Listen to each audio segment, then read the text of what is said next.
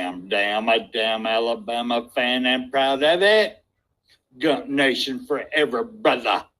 Namath again faking, quickly finds his target. Now cuts in. He's at the 40-yard line. He's at the 30. Quick drop throws in the end zone. Each number represents an expectation, a challenge that only a championship tradition can issue. Pressure. Anders hits him. The ball is loose. Alabama, here comes a heat. Cornelius Bennett. Whoa, did he get lit up?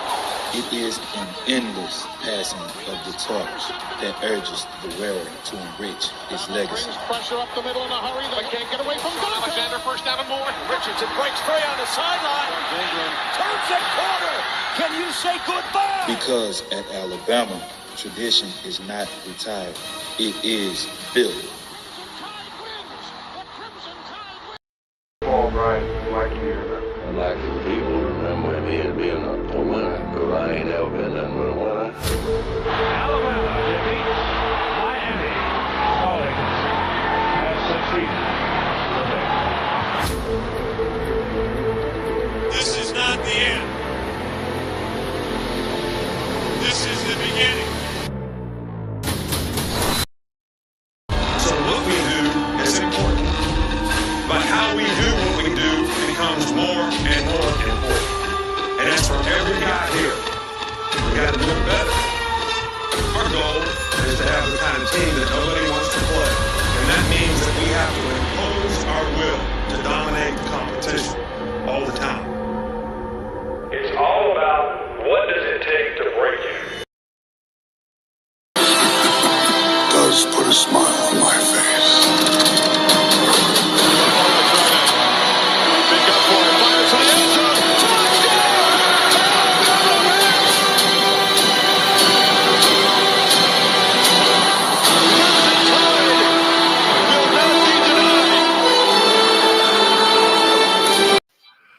Whoo! Lord have mercy. Good morning, everybody. Today is November 23rd. Gentlemen, how are y'all doing this morning? Great. Roll Tide, y'all. Roll Tide. Yes, sir. Yes, sir. I got several discussions I want to do at the end of the show. So, guys, if y'all want to stick around after the Pickems, that's great. We're going to do just a little bit of football talk. I do realize that Spencer may end up having to leave early. And that's fine, Spencer. So whenever you decide you need to cut out, you go ahead. We appreciate you coming on this morning. We have no word from AT, so y'all keep thinking about AT. He's all right, but sometimes he has to do something, and he may pop in later on. We don't know. But good morning to everybody. William Bryant, Justin Summerlin, Jeff Stapleton, Mr. Jones, Stephen Hicks. Let's see, have I missed anybody? Roll Tide Rise Up was in here earlier. I know I seen him. Good morning to you, Roll Tide. Always good to see you, brother. Be jamming. So far, there's more coming in as we go, as we roll along here. I don't see anybody else. All right. Well, that's good.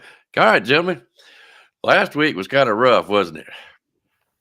I will tell you this much, and it makes me. Alabama won. That's all right. Yep. That's right. Alabama won. And by the spread, too, baby. By the spread. But yeah, it was a good pickup. I hate to say it, but Junior got 3-0. So did I think AT did too. And Spencer, you got 2. So anyways, let me go ahead and knock that out real quick. All right, Jeff Stapleton, brother, I want to talk to you for a minute. I seen that you said that you were up to a certain number. I've got you right now at 24. And if you got a disagreement, if it is, it's only by 1. So, Jeff, if you feel like you got one more, you just let me know, brother, because I trust you. But I'm just going to go down the list. Roll Tide Rise Up. You didn't play last week, brother. If you did, you didn't tell me, and I couldn't find it. So if you did, let me know. But William, you have got 16. Mr. Jones, you have got 21 now. That's pretty good. AT has 24. Spencer has 21. I have 17. Ken didn't play. Todd, we kind of slipped a little bit, brother. You are up to 20. B Jamming, you are up to 24. Stephen Hicks, you are up to 18. George Lambert, you are up to 17. Junior come on strong last week. He's subject to beat me if I ain't careful. He is now at 11. Jeff Roy played last week. He is up to 4. And Justice Summerlin is up to 9. That is how I got the scores right now. If you got any discrepancies, gentlemen, just let me know. Oh, I do. You said Jeff Stapleton, you trust him. I think I'm missing like 12 picks that I had got like right or something. So if you trust him, you trust me, right? No. Okay. Jeff did say he has 24. Okay, let me make sure of that, brother. Okay, I just want to make sure you guys, I wouldn't cheat you for nothing. But I'm gonna reiterate this. If you would put your final picks 3 in a row, basically like say Roll Tide Rise Up, he picks Colorado, Georgia, and Alabama. Put them all 3 in the final statement at the end of the show, or when you know what you want to pick. It makes it a lot easier on me. So guys, if you don't mind doing that, I would appreciate that. That really does help. All right, guys, we're going to move on. I do not see AT coming in yet, so we should be all good. All right, guys, our first pick this morning is going to be Indiana versus Ohio State, the most talked about game this week. Ohio State is picked to win by 10.5, which means for us, they need to win by 11. It is at Ohio State's house. Ohio State is 9-1. Indiana is 10-0. I'm sorry. They're on a roll. Let's see what they do today. I'm gonna back out. Spencer, go right ahead, brother. Well, for me on this one, okay, I'll make sure I wasn't muted. For me on this one, I think Ohio State's going to blow them out. If Indiana's got anything, they're going to have to prove it to me because they have not been blowing their weak competition out. I mean, they hadn't had crap to play this year, and they hadn't been dominating them like they should for a playoff team. So, me personally, 10.5 ain't enough. I'm going Ohio State all the way. All right, Junior. First of all, I want to say this. I know it's an Alabama show, but I want to say rest in peace to Big Vol Daddy, Tennessee YouTuber. He passed away last night. One of the originals in this college football content, and I just want to say prayers to his family and his fan base. But Spencer, I gotta say, I agree. I got respect for the coach. I got respect for Indiana, what they've been doing. It's for Indiana, it's amazing. But I don't think they have been they good, but I don't think they've been playing nobody. And last week, what I seen against, I think it was Michigan. It wasn't they won. Winners find a way to win, but it wasn't impressive. And I feel like a team like Ohio State, I don't care for Ohio State, but I feel like they have too much talent on that team. And this week we'll see Ohio State rise above the occasion and beat Indiana convincingly. Now, who was it that passed away? Big Vol Daddy. Big Vol Daddy. BVD. He one of the originals in this college football content on YouTube. All right. Our condolences from BAM Sports and CTS. I don't know the fella myself, but I am sorry to hear that, and we send our condolences. All right. Indiana versus Ohio State. I'm in Indiana, guys. Oh, my goodness gracious. I do understand that our coach, or their coach, it ain't mine. You know who I'm for. Says it right there, brother. All right. They are from Alabama. They were coached under Nick Saban, yada, yada. And Indiana's been doing good. And I am proud for what they've accomplished so far. And I come up here, I wanted to pick a team that I could pick, kind of follow along and to cheer for while I was up here. Support the locals. You know how that goes. And what I had choices of Purdue, Indiana, Notre Dame. No way. I'm not going to follow Notre Dame. I was hoping. I hope basketball Purdue will do better. But anyways, now all of a sudden here Indiana is 10-0. I would love for them to win this game. Well, good grief, would I love them for to win this game. But common sense says 10.5, 11 points ain't enough. Not with what Ohio State got at home. Had this been in Indiana, it might be a different story. I might would have picked Indiana with this kind of a spread, but not at Ohio State at home. So I also am going to go with Ohio State. And Junior, we will talk about this a little bit, and just have it drawn up in your minds. What if Indiana does lose? What does this do to the college playoff landscape that we're looking at? So, anyways, we will move on to. Oh, I got one more thing to say about this game. Mm-hmm. So I seen this morning where Coach Saban had a conversation with Caleb Downs. And guys, just to say, this NIL transfer portal stuff, grass is not always greener. He said when he played at Alabama, he always felt like he was well prepared. The games were a lot easier playing at Alabama than at Ohio State. So that is telling you, follow the money. Hey, I get it. Go get the money. But in the long run, when you start growing up and maturing, you'll start seeing the better for you.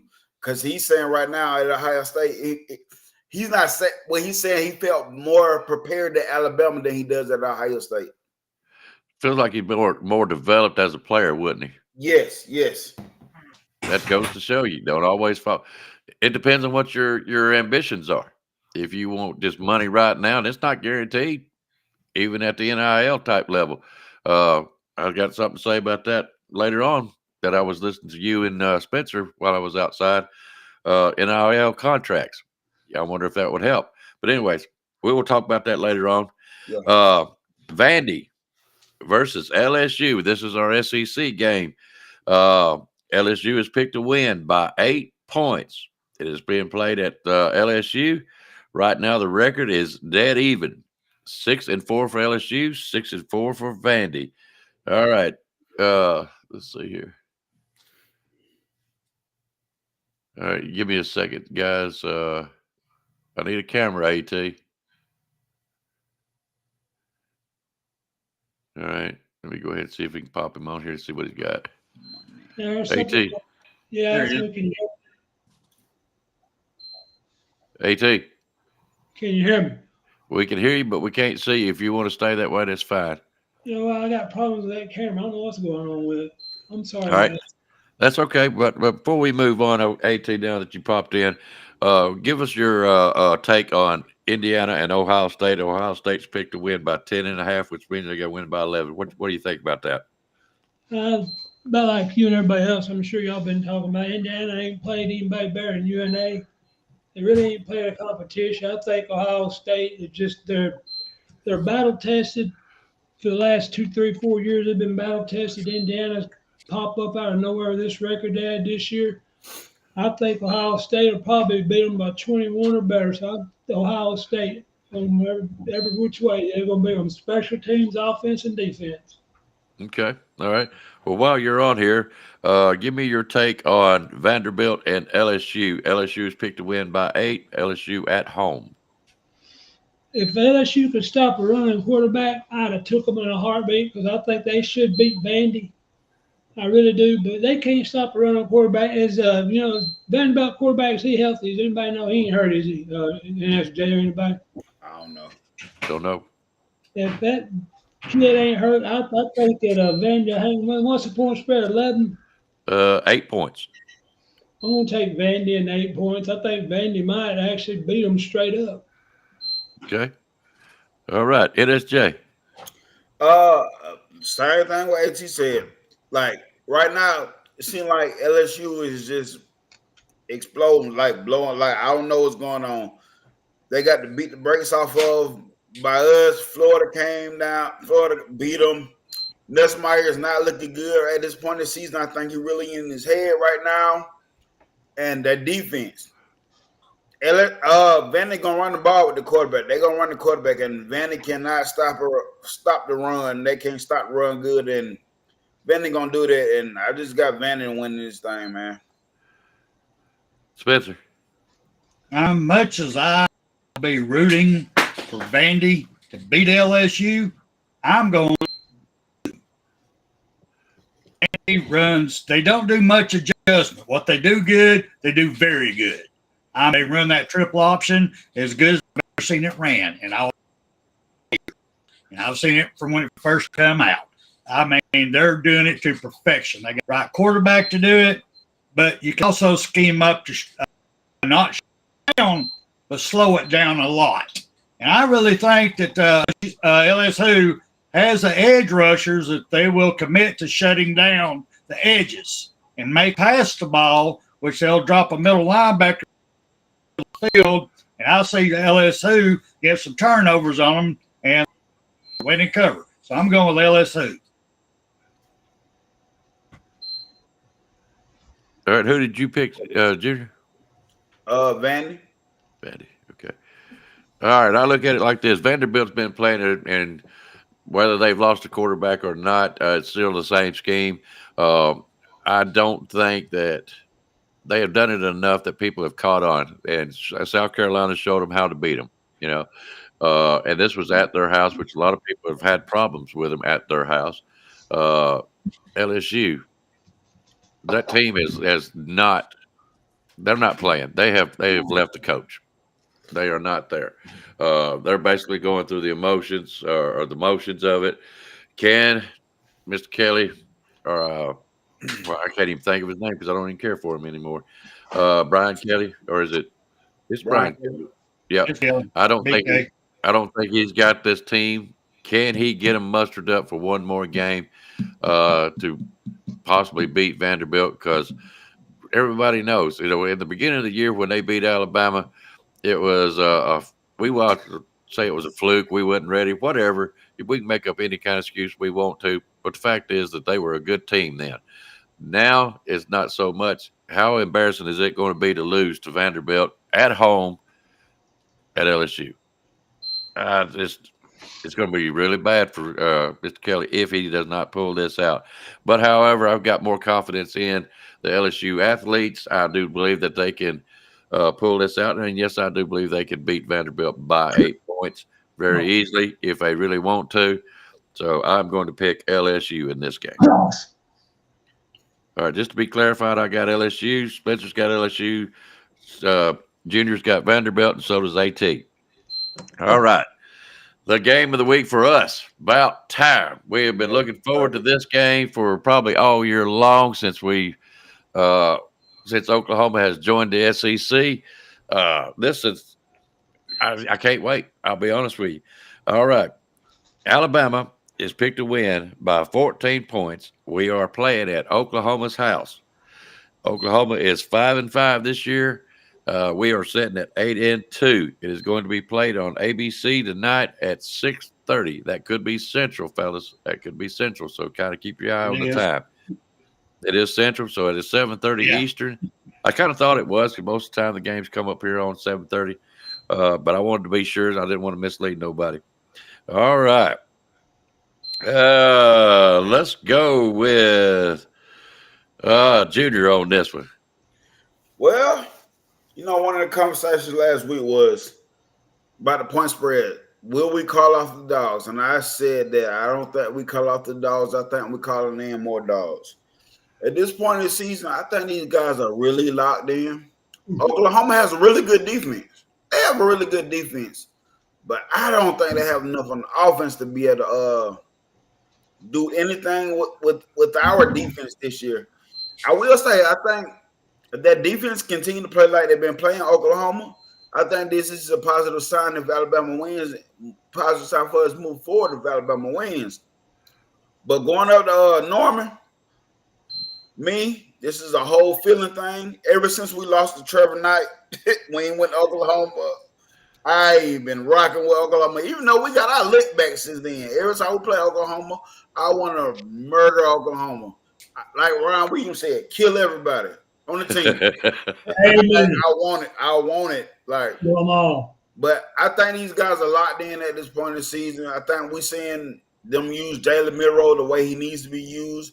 Jahai Campbell is playing absolutely great football. Bray Hubbard playing great on the back end. You seeing the young guys step up and be real critical pieces to this defense, along with some of the veteran guys stepping up as well. So, man, I think we continue to roll this game, man. I think we really continue to roll this game. Okay. All right. Yeah, go ahead, Spencer. Well, for me, Yeah, I like your name down there. I know. I think that. Yeah, I know. You messed me up. Anyway, the way I see this game is Alabama. They are all finally coming together as a team. They believe in one another, and they're really starting to believe in their coaching staff. I'm seeing a trust between the players and the coaches. You know, the coaches always was, kind of looking to the side on the players, trying to figure out one they really wanted to go with, and that made the players kind of not sure about it. But what I'm saying is a big group, a big team now, and they team playoff that they need style points. And they've only got 2 more games, those style points. And they want to go up there to put a major smackdown on them. And I think they're weak. I'm going with Alabama. Alabama beat them handedly, in my opinion. Junior, you had your One thing what I'm liking about this team, how locked in I'm seeing at this point in the season, so far, I'm not saying it's not gonna happen anymore. We only have 2 guys that have entered the transfer portal at this point in the season. To me, that's big. That shows how this team is buying into this process of Coach Kelly and the board, how they're buying into the process of each other moving forward. For us to only have 2 guys in the transfer portal at this point in the season, that's big. It's big to me. I like that. I do. All right. AT, go ahead, bud. Or did you have something else, Spencer? I was going to let you know I got to roll up out of here, just letting you know. Okay. Thanks, bud. Hey, Spencer. Yeah. Yes, sir. Be careful. Be careful. Have a great day, brother. Thank you. You too, sir. Right, I just want to say you got back. Y'all be good. Oh, yeah, Alabama and Oklahoma. I mean, I wish that y'all could see my pretty face. I shaved and I got my hair all done up, my chin all looking good. I mean, you don't have no hair, AT. That's why I look good. No, seriously, I agree with everything. NSJ, you said you read out of a book I wrote, and you read word for word verbatim what I was going to say. Man, me and you, we must come out of the same eggs. We don't. I look for Oklahoma to their defense will hang around for a little while. With their offense, with that quarterback, Jackson Darnold, Jackson needs to be down here at UNA. If he can start at UNA, he might get some playing time. Up there at Oklahoma, hang on a minute. He'll stop. Let me get that out of the way at least. I've been busy, guys. I'm sorry. I had everything go wrong. Anyway, back to Oklahoma game. Alabama, I think they are playing the best ball, and they made a couple of changes a couple of weeks ago. Of course, Bray Hubbard's come in, and nothing against Mr. Saab or Saab, however you say his name, make kids a good ball player. Something about Bray Hubbard is different. He's made that secondary just a little bit better, and because that made the linebackers a little bit better, made it a little easier, so they're playing a little bit better defense. And that offensive line is starting to come together as far as gelling when they needed to, and they're doing better running the ball and pass protection. And I think they finally understood who they are. So, I think Alabama will beat Oklahoma by probably, I want to say 16, 17 points. Of course, I'm taking Alabama to win, to cover, and all that good stuff, guys. I mean, I ain't picking that damn Choklahoma bunch of It's Saturday. I apologize.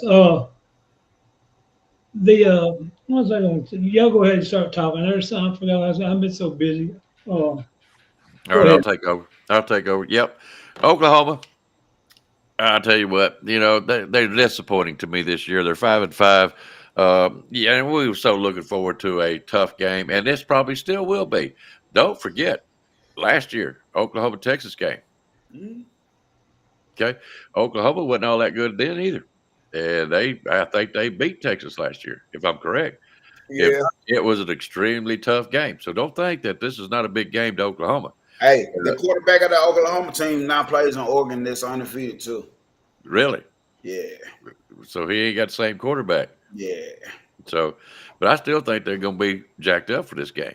Yeah. It's at home at Oklahoma. So do I think A 14 spread. Do I think Alabama's going to win? Yes, I do. Absolutely. But the question is the 14 point spread at their house? Guys, I think it's going to be like this. Might as well get your water bottles ready and get ready to throw them out there on the field, because by the time we get into the third quarter, about middle ways, y'all going to start throwing water bottles just like LSU, and y'all going to start walking out. That's the way I actually feel about it. Alabama all the way. I will take that spread, no doubt about it. All right. So, guys, if you haven't made your picks already, go ahead and make them now. You got Indiana versus Ohio State with 11-point spread. You have got Vanderbilt against LSU at home with an 8-point spread. And you've got Alabama versus Oklahoma at Oklahoma. Alabama picked to win by 14. And don't forget, it will be on ABC, 6:30 Central, 7:30 Eastern Time. Now, this is what I was. Go ahead. I know you can't see me. I apologize. Hey, Roll Tide Rise Up. How you doing, my brother? I mean, white hair. Man, I tell you what, I look good. I mean, I wish I could see how pretty I am today. I had a bad start off, but y'all raise your hand. Who all went 3-0 last week? I ain't gonna tell you, you wasn't here. I'm just telling you, I was 3-0. That's what I'm saying. I mean, Junior's got it. There you go, Junior. There you go. Hey guys, you know. Hey, Junior's gonna catch me if I don't be careful about this kind of stuff. Y'all this year, I really could have used that money this year, but due to football and trainings and stuff like during the season and all that, y'all lucky I wasn't here in the beginning. No, gotta be mine this year. Hey, I missed you. You know I missed you. I don't care about that kind of stuff. I really do try to compete, and yeah, I do pick oddball stuff sometimes, but sometimes it's paid off for me. So, I mean, I ain't so far behind that I can't. And I want to tell people this right now. I know we're almost to the end of the football season. We are going to carry this game over into the playoffs. If we get down to the national championship and there's somebody neck and neck, then we will continue on.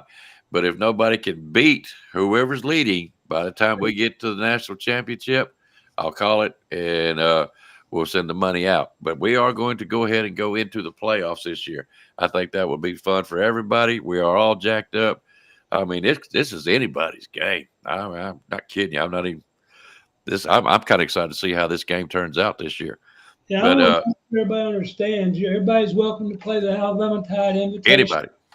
I mean, you know, if you don't have fun with this, it's your own fault, guys, because that's all it's supposed to be for fun. And again, we need to make sure it's called the Alabama Tide Invitational. That's what this is. You're all invited to come in and play. But make no doubt about it, Nick Saban Jr., you wouldn't be close enough to me to say, what's that up there? That's AT. That's AT. Yeah, that's AT. Okay. Well, just so you know, AT, you are sitting at 24, but so is Jeff Stapleton. Mr. Jones is sitting at 21. So is Spencer. Y'all are not so far ahead that y'all can't be caught. Todd is sitting at 20. BJM is 24. Steven and George, they actually probably got me beat right now. Jeff Statham Jeff be on it, man. He is every year so far. Yep. You would be too. I know you, so yeah, you would be too. But yeah, it's let's put it this way: you get 3-0 this week, that would put you up to 14. You'd be smoking Rise Up. Rise Up, you better pick some good picks this week, babe. Y'all do the best you can, but make no doubt about it. Y'all just a bunch of squirrels in my world trying to find a nut. This is AT's world. It's AT's Invitational. Just send the paycheck and make sure it's spelled Alabama Tide. Right. There's a button over here. I can get him off this. You hit the mute button, get your brother. Yes, sir. All right. I want to talk about something real quick while we got our guy, Nick Saban Jr. What kind of implications is this going to have if Indiana loses today to Ohio State? Yeehaw. I don't really know. I don't really have a deep answer for that. I just know it makes it better for Alabama. That's all I know. It will. Just know it makes it better for us. Do you think they will drop way, way down? Do you think they drop out of the top 12? Honestly, I don't know if they'll drop out of the top 12, But I do think they will drop a lot because of the stuff that we talked about as far as the strength of schedule and all that. I think after a loss, and especially if it's a convincingly loss, that they'll start putting all that in effect. Like, were they really who they were or whatever? Yeah, I agree with you. They were what 106 strength of schedule. Nick Jr. Do you remember? It was 106. I can't remember what the number was, but I know it was. I know it wasn't like it was like when you hear it, it's like wow, okay. But today defense, these schedules are planned out way before ahead of time, and I do give them props for beating the team on the schedule. But hey, unfortunately, that's what us college fans look at, and that's what the college media look at. Yeah, but here's the thing about it is, like we said, if you got 109 strength of schedule and Alabama's got the fourth ranked schedule, you lose one game, Alabama's lost two games, or whoever, Georgia, you should be behind them because your strength of schedule ain't nothing. I mean, we could schedule a 106, 109 and be undefeated every year. So I'm gonna say. Go ahead. I'm gonna say this. I watched what was it, Pat McAfee, whatever his name is, and they brought up some really good points this year. And there was another gentleman, I think Waylon put out something the other day saying that dang, you're ugly. That he was saying that, they put Alabama in the seventh spot because what if we do go to the SEC championship, and what if we lose? Okay, that puts us at 9-3, or whatever, you know what I'm saying there, whatever the record may be. But it would put us at 3 losses. That would completely knock us out of the national playoffs. And I asked the question: which one would you rather have, the SEC championship, or would you rather have the a chance at the SEC, or would you rather have a chance at the national championship? They say, this one guy particularly said that they put Alabama up at 7. That way, if we do lose, we won't drop out of the top 12, keeping us in the playoffs, making these national or the championship games for each conference mean something. Because right now, the way we see it, or the way I see it, it don't mean nothing. Whoa. I agree at a certain point. Here's the thing: I want them to I want the committee to come out and say this. I don't want somebody guessing me, you, or any of us that would watch football and all this, and we know a little bit about it. But I want them to come out and say, if you're a 5-6 team and you get in the playoff and you're a championship, then no, that's a different story. If you're in the top 10 and you play Alabama, Georgia, let's say Alabama, Georgia ranked 1 and 2. Okay, just to get it out there. Yeah. If you play in your SEC championship game, both of you are going to be in, and both of you are going to fall out top 12. Okay, what if you're both ranked 8th or 9th, and you play in your championship game and you lose? That right there is what I want to know. The losers of the championship games should still be able to get in. And I agree with you. It's hard that 3-loss team to get in on some of these other teams that play like Indiana and stuff, be 11-1, and they might get in the championship game. And I don't know, but it's not fair to teams that play in a tough schedule. But I want them to come out and say, yes, you will not fall out, or no, we can't guarantee you that. But here's the thing. We got to win to get in, so we get in. And if Missouri wins 1 out of the last 2 games, guys, we're in the SEC championship game. Y'all seen that, didn't you? If Missouri wins both or just one of their last 2 games, and we win our last 2 games, we're in the SEC championship game. Mm-hmm. I mean, I don't think Auburn can beat Missouri. Do you? No, I don't think they can. But I think let me go this route real quick, and then we'll let Junior go. Texas A&M is playing Auburn today, and I think it's at Auburn's house. Texas A&M is picked to win by 2 points against Auburn. Okay, so what does that tell you? I don't see where, just saying Auburn is going to be an easy game is what I'm trying to get at. Go ahead, Junior. No, and see, this is me. This is just me taking the Alabama fan out of it and just watching football for football. To me, Auburn has not been doing that good, but y'all heard me say it before. I think Auburn is really a quarterback away from actually being a real competitor. Their defense is good. Texas A&M, let's be for real. If they were in that quarterback, the quarterback they got is really a one-trick type opponent thing. And I think Auburn can challenge that offense. Now, can that make something happen on offense or a big play happen on offense to actually pull away? I don't know. That's the thing I question about Auburn is the offense. And the only thing I really question about it is the quarterback play. He has been doing better without turning over the ball, but he still hasn't been doing anything to really just take the game over and bring that extra element to the game that Auburn needs. But I see kind of why it's a 2-point game. I kind of see why it's just that A&M is favored by 2 points. I really do kind of see that. Yeah. All right.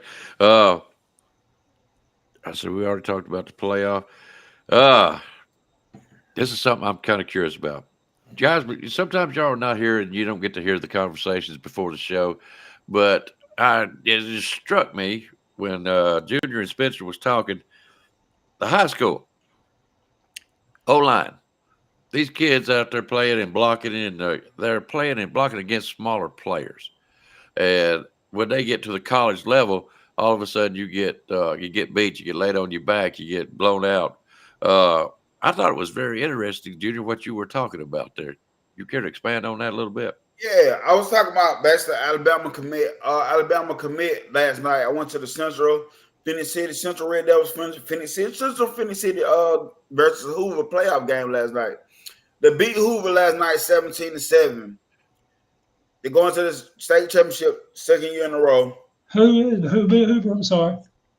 Central Phoenix City versus Hoover. Oh yeah. But we got a commit from Central, Alabama commit. His name is Mal Waldrop, offensive tackle. He's going to play the guard position.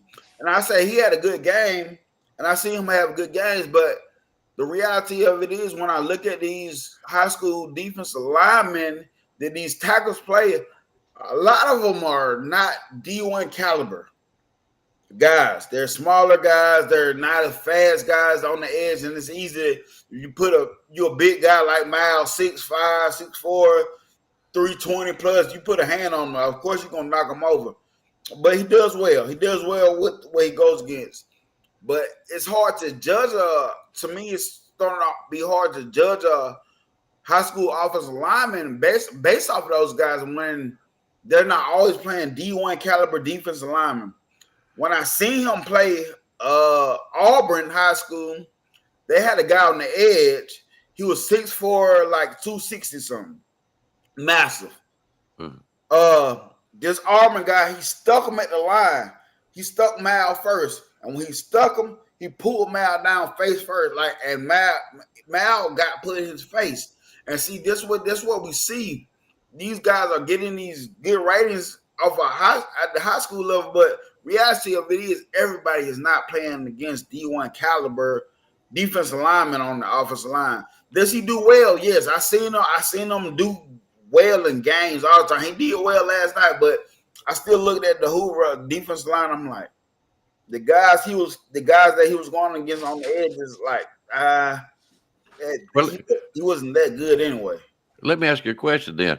How does a scout for a college team go about it? Yeah, you could, that's like me and you playing. I'm old. You could just dominate me all over the line right now. Okay, I've got a bad back. You're a young man. I mean, that's just, simple facts. So how would somebody go saying, well, Junior is a better O-line for us. He's a good fit for us because look what he does to this weaker type player. So how would a scout basically judge or, you know what I'm saying? How would he rank him and what he could do at the college level? I'm going to tell you, reality of it is a lot of stuff what you do on film, it matters. But when you go to these camp settings, they look at size. They look at how good the footwork is. They look at technique, and they look at potential too as well.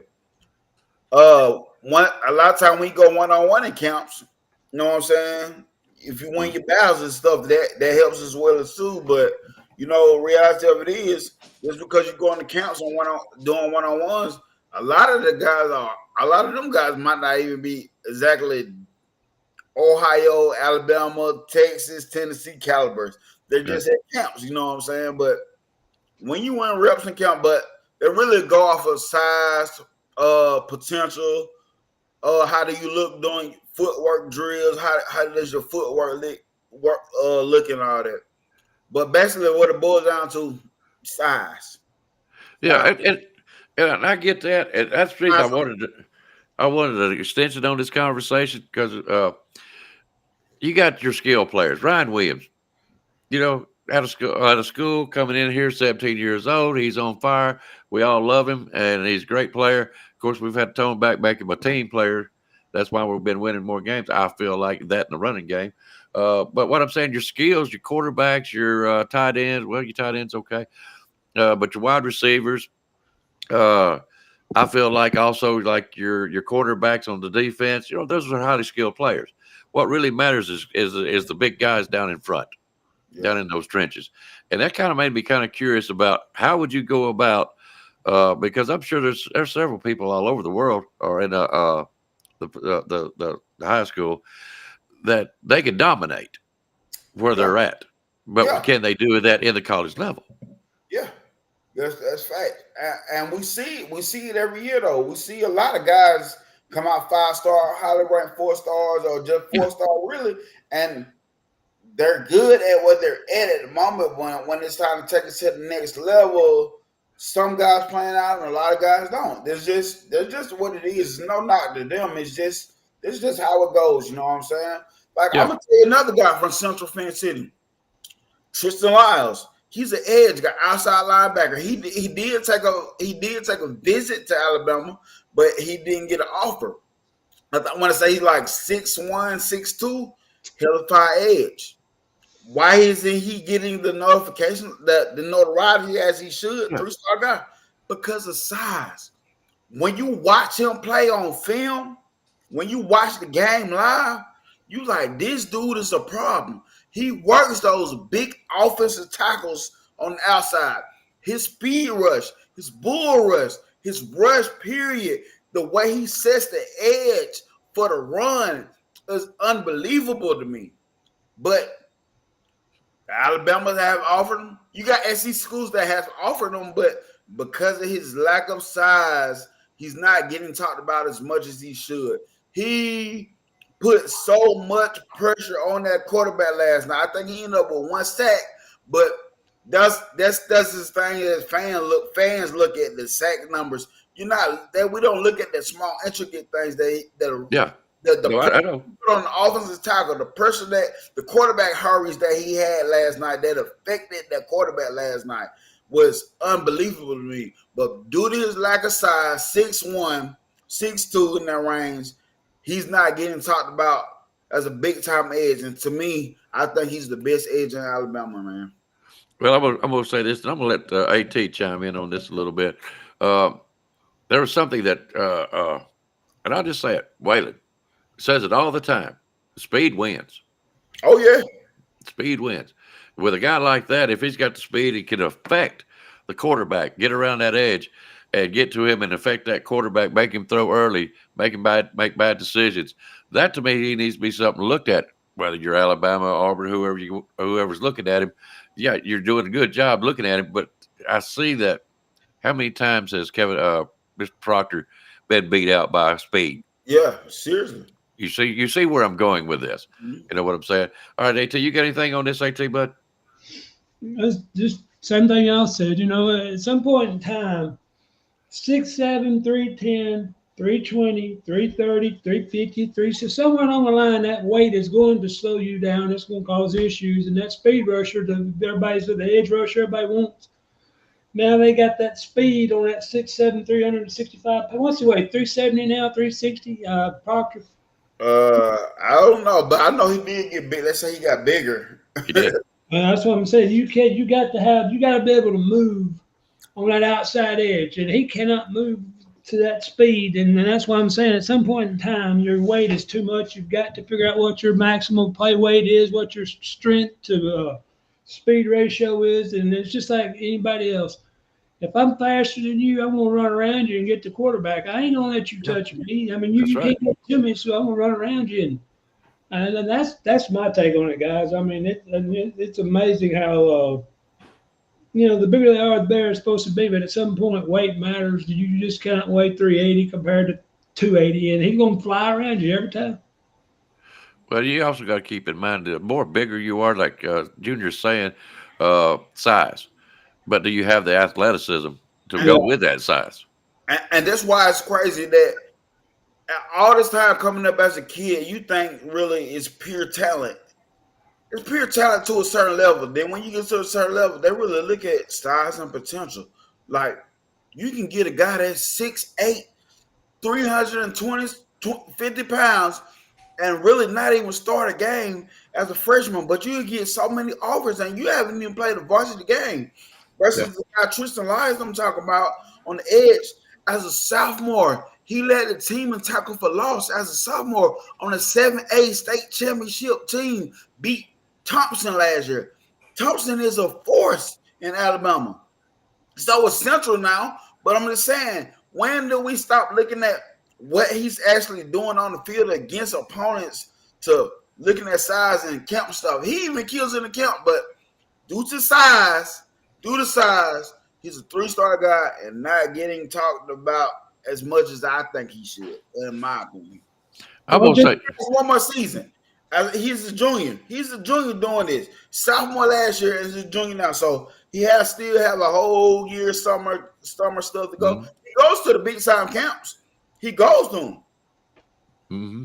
But you said he's got one more year maybe to gain that size. And we're not just talking about just this particular gentleman. I was just more kind of all over the board. And because, guys, we all know if that offensive line, that defensive line ain't where it's supposed to be, you're going to lose that game. You know what I'm saying?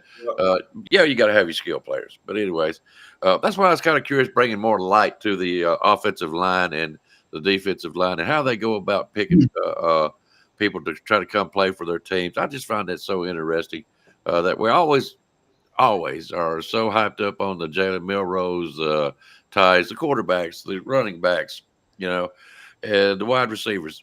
We don't hardly pay enough attention to how these offensive lines and defensive line players get chosen and looked at, And when I was talking about size to a person, people are like, well, how you think the Tyreek Hills and stuff get? I said, well, one, he's a skilled person. Yes, he's undersized, but his speed is undeniable. That's why you get the smaller skilled players that can compete because speed kills. Okay, let me ask you this. Turbo Rogers, why'd he leave? Because of the big power back we just picked up? So he's going to go up there at Ohio State. I was telling my brother this. My brother said, man, that he going to make a bad decision. But I said, honestly, I think it was a good decision for him. Look at our running back room now. Yeah. Jam Miller probably is expecting to leave. You still got Justice Hayes, Richard Young, Dane Hill, Calvin Ridley, Achilles Deer coming in. Yep. Yes, he was a top 10 running back. Do you think he left because AK Deer, though?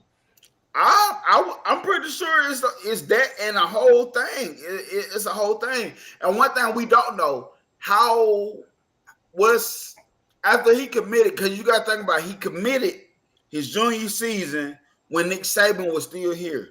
So we don't know how actively this staff was recruiting him. Right. We don't know that. That's what I was going to also say. Or do you think it was part of the staff saying, he's a smaller running back?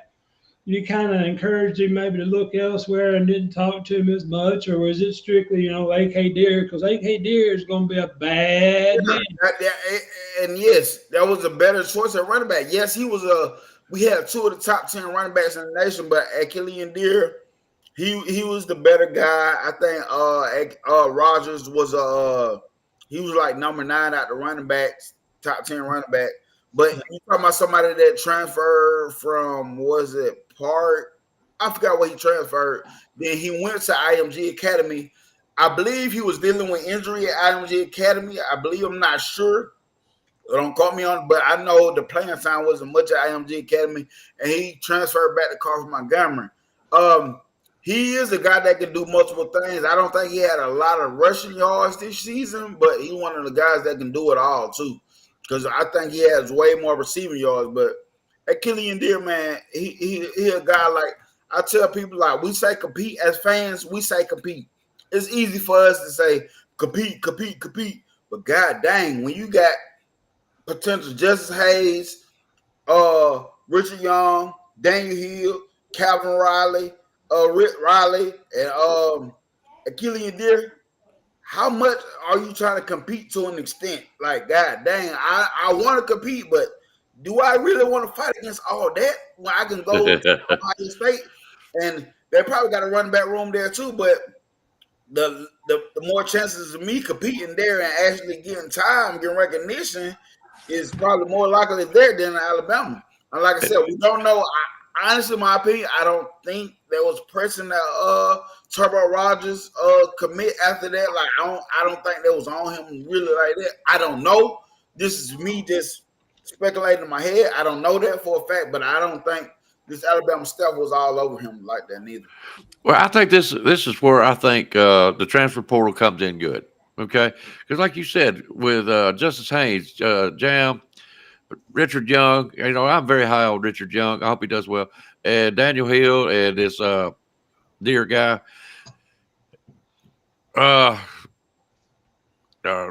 Don't ask me that right now. Anyways, what I'm trying to say is, all right, so this guy cannot, or he doesn't think he can compete. If he does, he's still not going to go anywhere. When you can go somewhere else and start working on your skills, your game, and your talent somewhere else and get playing time. This is why I think the transfer portal is a good thing. He said, you notice I didn't say Neil. I said the transfer portal because this guy can at least go out somewhere, and I wouldn't blame him. I don't blame him at all. Look at the talent that you've got ahead of you, And if you won't play in time, you might not. Let's say he goes to Tennessee. You might not play this year, but next year you'll be in the running. You'll be looked at. You see where I'm going with it. Like I said, I understand compete. Believe me, honestly, my son gonna go to Central next year. It's going to the state championship. Been going for years now. Yeah. And honestly, I as a parent, I thought about letting him go to my old school, Wisconsin. They're an up and coming team, but I'm like, no, I kind of want you to compete because I see your size, I see you got the potential. I want to see you compete.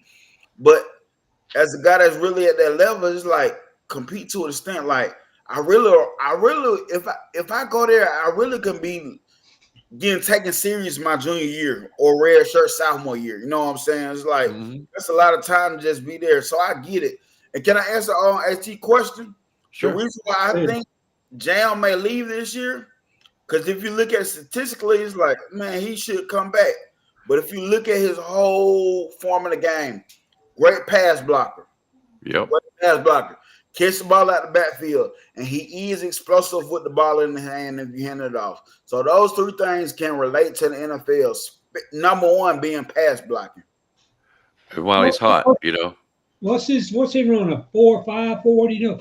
I'm not sure. That we talked about that earlier. Speed kills, Peaches. Okay, so he's got a little size to him. But does he have the speed? And that's what I'm saying. Why he would leave early? If he leaves early, does he have that step, that quick jump, that move, that sudden move to play in the NFL? Because a lot of guys don't. And I mean, I like the kid, and he's done good for us, but I don't see why he would leave early unless he's being pushed out, guys. Because I don't think he'll be a top three round. He might be in fourth round. Hey, I'm gonna tell you the reality of running back in the NFL. Blake Corum was the best running back in college football last year from Michigan, and he got drafted in the third round. So that really doesn't even matter no more. They taking the running backs out of the game. You would have boosted his draft stock even more because he has the ability to block out the backfield and catch very well out of the backfield. So when you go back, you see Jahmyr Gibbs got drafted in the first round as a running back. Why? Because he's a player that can be utilized as a wide. He can do multiple things. Blake Corum was a one-trick pony versus Jam Miller is a guy that can do multiple things. Block out the backfield being number one, very well with his hands catching the ball out the backfield. And running the ball as well. Yep. That also brings in, and I'll be quiet after this, but that also brings me into question when I talk about Jam Miller. Is the fact, how much is Neil? What's his Neil? Do anybody know what his NIL money is? Because here's the deal: if he's making $850,000 in the state of Alabama, I'm not saying he is. I'm just saying they're paying him $850,000 next year. If he gets drafted in the pros next year, how much is he going to make in comparison? Because he might make more money by staying one more year, money-wise, and then going pro and making the same amount next year. I'm just saying, it's easier to play at college and just less wear and tear on your body than in the pros, So That's my whole question. Nil money, contract money. If he's a 4th-round running back, he ain't gonna make that much. I don't know what his guaranteed money will be, but 850. I don't know what he's making. I'm just curious. I don't know what he's making, but I don't think I don't think it's that much for being John Miller, even though we see him as really good. I don't think they're paying him that type of money anyway. So the goal is still the NFL, and I just think he will be a steal for somebody. I don't see running backs getting drafted like that anyway, like no more. I think those days of a running back is gone anyway. Yeah, because if you want to talk about running back, I don't care how we feel about Michigan. Blake Crum was a heck of a running back last year for the past couple of years, and he got drafted in the 3rd round. That shows you how much the NFL values a running back anyway. But there's stuff about running backs that you look at like John Miller is not a one-trick pony. To me, I seen Blake Corum just being that one running back. I say he couldn't catch out of the backfield. Not saying he couldn't pass block, but I just seen him just actually you set up the block. That Michigan offense was awesome for him last year, but pass blocking being number one. He's a heck of a pass blocker, man. He's a heck of a pass blocker, and that matters when you go into an NFL team and it's a passing type thing now. Yep. Where he can line it up on the outside, he can come out the backfield for a pass. That's put the second dimension on him and put him behind a good offensive line. He has the speed, he has the ability to run the ball as well. So that puts 3 things in his trick bag that a lot of running backs don't even have no more. I'm gonna tell you what, we could go down a rabbit hole on this whole conversation. Oh my goodness gracious! Oh yeah, I like it too. I do too, but I mean, we need to do a show like this, Junior, and just start off with some topics. That's just like you was talking about a while ago, competing. You know, in a higher competition, there comes defeat, and with defeat, you learn. Yeah, you know, you see where I'm going with this. You get more developed. Like you was talking about Caleb Downs. He was more developed. It was easier to play down here at Alabama and that kind of stuff. I mean, there's so many avenues we can go down with all this kind of stuff. The running back situation. You know, if you don't block, if you can't catch out of the backfield, so what if you can run out of the backfield? We're not going to use that as much because we're looking more at passing. All right, here's another rabbit hole. You know who else can just run out of the backfield if you can't block? That guy from Division II school that probably can block, that probably can't catch out the backfield. Yeah, exactly. And as far as that goes, everybody's wanting to pass all the time now. And that's why they want running backs that can block and tight ends and such. What happens when if you notice the phases of football from throughout the years, now we're into this, we got to pass, air raid, all this kind of stuff. You're going to keep on. You're going to sneak up, and then all of a sudden your running backs is going to be more valuable than your wide receivers because nobody in the defensive line can stop that running back. And I always go back to one of my favorite pros is I can't even think of his name. Walter Payton. No, Walter Payton. Yeah, it was my all-time favorite. I mean, that man played in pros where, you know what I'm saying, the line wasn't all that good. Yeah, and you know, and I like when people argue with it. I'm cool with it because this is what I talk about. I like the different debates and look at it a different way. And people try to say when I tell them the running back position is not the same no more, they try to look at like, what about Derrick Henry?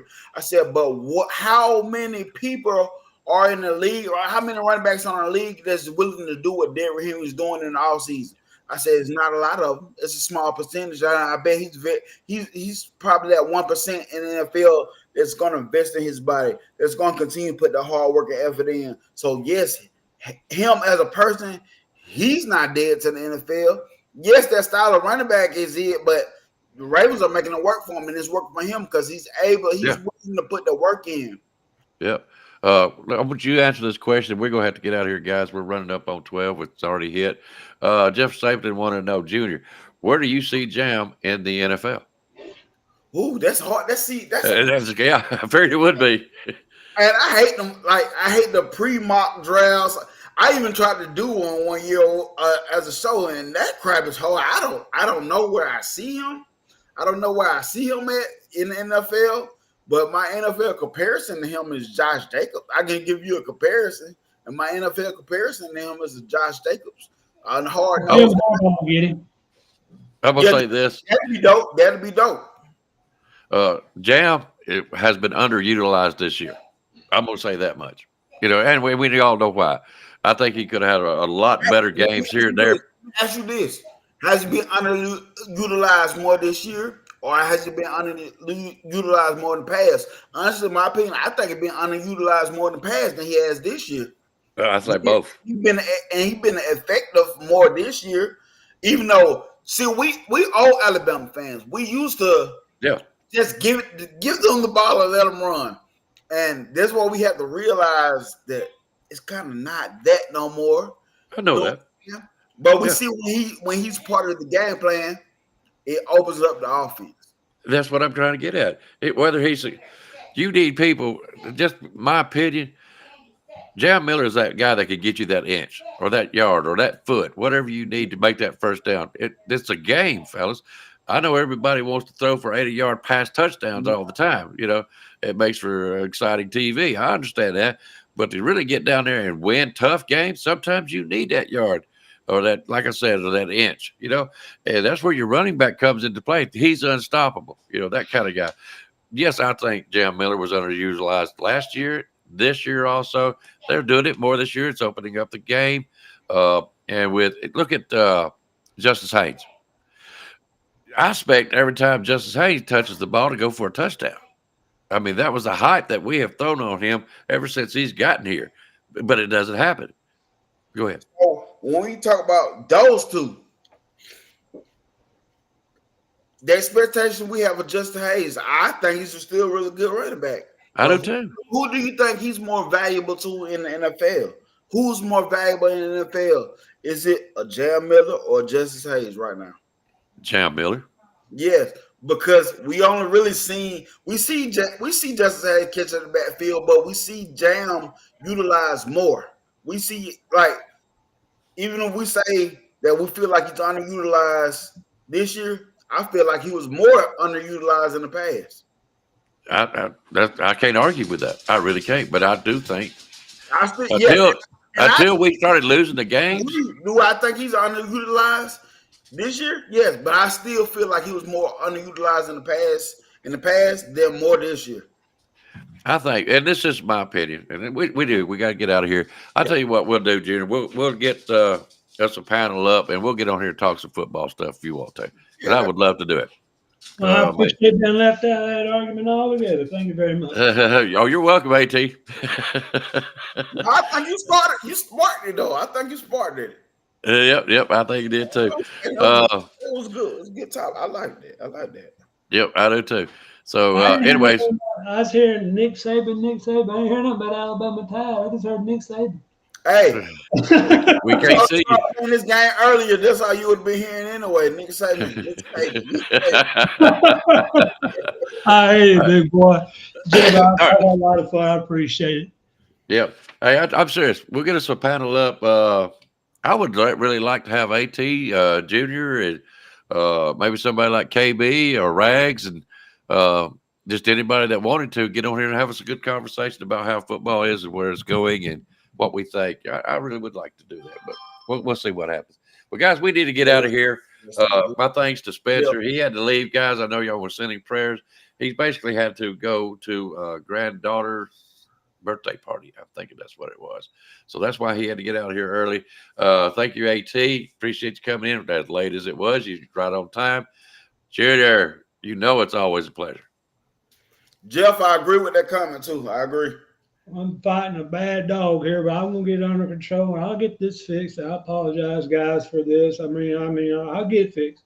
All right. Well, guys, we're gonna get out of here. We appreciate y'all. Good luck on y'all's picks today, guys. It is a tight race, and it could be anybody's game. So y'all enjoy the games today, but we're gonna get out of here. Thank y'all for playing, and hope y'all enjoyed the conversation with Nick Saban Jr. and AT. They were great. Y'all have a good evening. We'll talk to y'all later. Bye-bye now. Roll Tide. Roll Tide, guys. You've got to be better in all three areas of life, which, of course, are spiritual, mental and physical. You must be able to discipline yourself. If you don't learn but one thing out of football, it'll be worthwhile. There's certain sacrifices that you will have to make. There are going to be many sacrifices you have to make in later life. To fight. Oh, I don't mean fist fight. I mean to get up and come back and get up and come back and get up and come back again after you've been knocked down. And that could happen to you in later life. But if it does, you're going to know how to handle it. There's no one that ever has or ever will accomplish anything alone. I've read about self-made men. That's Tommy rot, as far as I'm concerned. I don't even know how to define intangibles. And I know that if you learn these lessons, you'll have it. And if you have it, you'll win, and you'll be better prepared in those 3 areas of life that we've been talking about. That there are going to be times for everyone that you're going to get discouraged. But if you never lose sight of your objective and never give up on yourself, if we do that as a team, 11 at the time, 4 years from now, why, we'll be walking out of here